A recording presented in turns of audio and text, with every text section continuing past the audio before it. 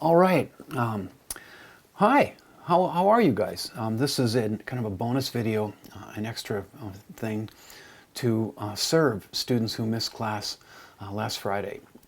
Or if you're in my humanities class. We never got to this gear at 1 o'clock last week. And I had dancers in my 9 and 10 o'clock class. They were off crushing the other women. That was their assignment, to become state champs in kick and jazz again. Well done. And we also had students missing, for whatever reason, including speech and Knowledge Bowl. So if you can carve out a little time and watch this, you'll be all set for tomorrow's quiz. This is going to be on it.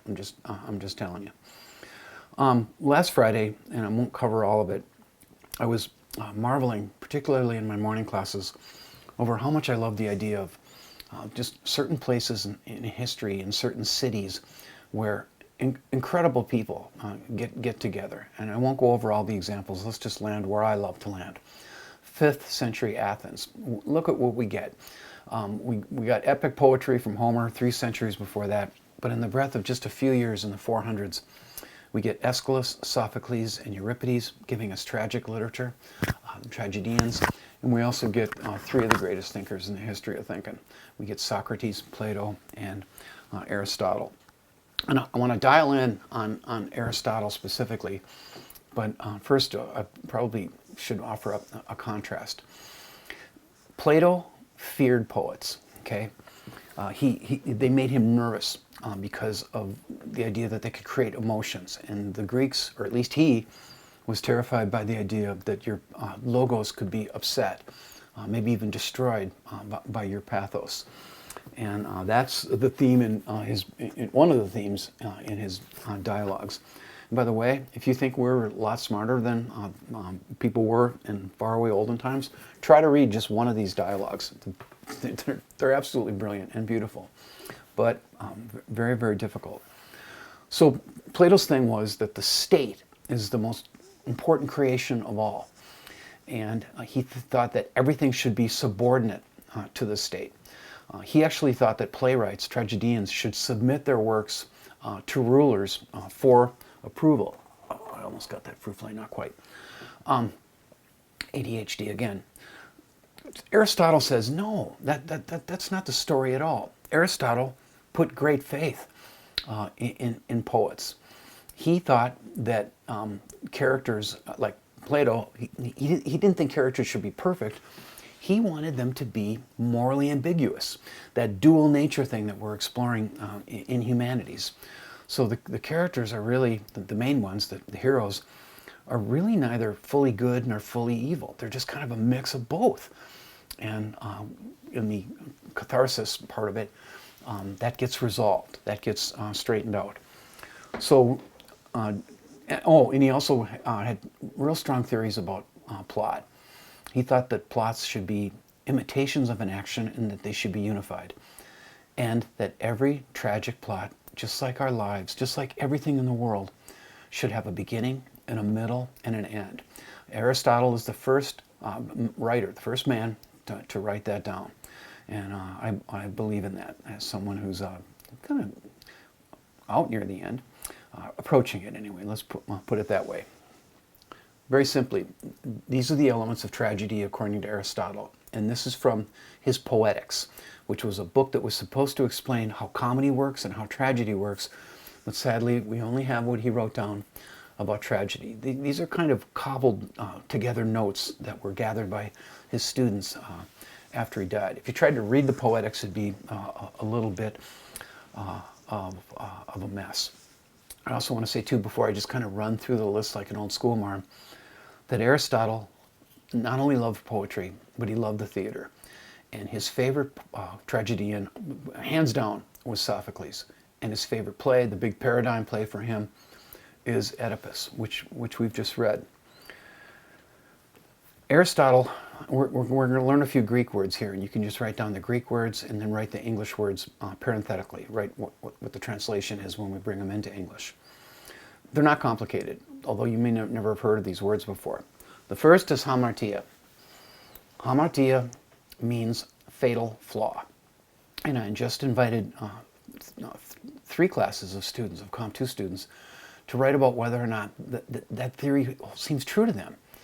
Really? You could be a generally good person and have like one flaw, one speck in your soul, one error of judgment, and that destroys you? Is that true? It was sure fun watching you write about that and think about that. So Hamartia's fatal flaw. The fatal flaw, typically in Greek tragedies, was hubris. That's pride. And if you've heard the, what is that called? It'll come to me. If you've ever heard the aphorism, pride goes before a fall, the Greeks invented that, and we know that that's to be true. It's also one of the 7 deadly sins, as my Humanites will see when we get to Dante. The next two kind of go together because they can happen at the same time, or in the following order as I'm going to put them. I'm fascinated by the idea of anagnoros. Now, anagnoros simply means recognition. It's that moment where the main character and all the human beings striving around that main character realize, wow, we're in trouble. We've got a serious problem here. What are we going to do about it? I think the Greeks, I like the moment. I studied that moment. And the Greeks studied it too, especially when they gathered in their big theaters, like the theater of Epidaurus that is still being used, and to this minute it holds 18,000 people. So if you go through this process, you've got a fatal flaw. The flaw is hubris. It causes all kinds of trouble, like incest, etc.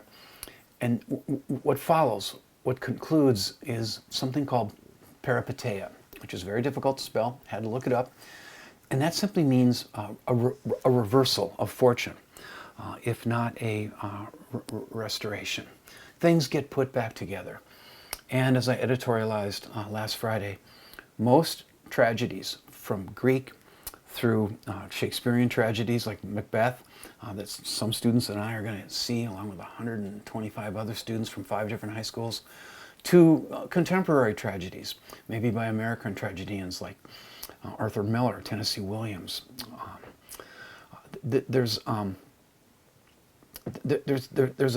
Things get back together again, and the order is restored, is a way to put it. I think that happens in most tragedies, with the exception of King Lear, which my Comp 2 students are going to read as one of their big moral hero stories this fall. Some people think it's the greatest tragedy ever written. I don't think there's closure there. I don't think that play concludes. It just stops, and everybody's looking at Kent, asking him more or less, now what?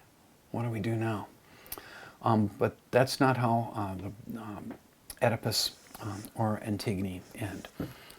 I had, Megan Merrill yesterday in my humanities class mentioned that she had some pity for Creon. She found him piteous, and that's a test of tragedy. Aristotle says if you feel fear in your heart, if you feel pity, and if some of that fear and pity is sort of purged out of you through catharsis, well, you might be reading a tragedy. I think I've covered it.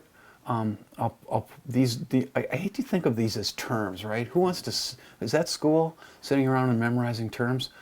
I think these are ideas. I think these are concepts, and I think they live on as we try to explore our human condition. That's what I think I'm up to anyway, with you, exploring the human condition.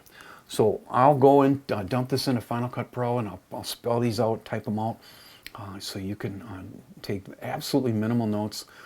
And if I could editorialize, I completely goofed up on the calendar. None of you corrected me. I thought that a week from tomorrow was the beginning of your break. It's not.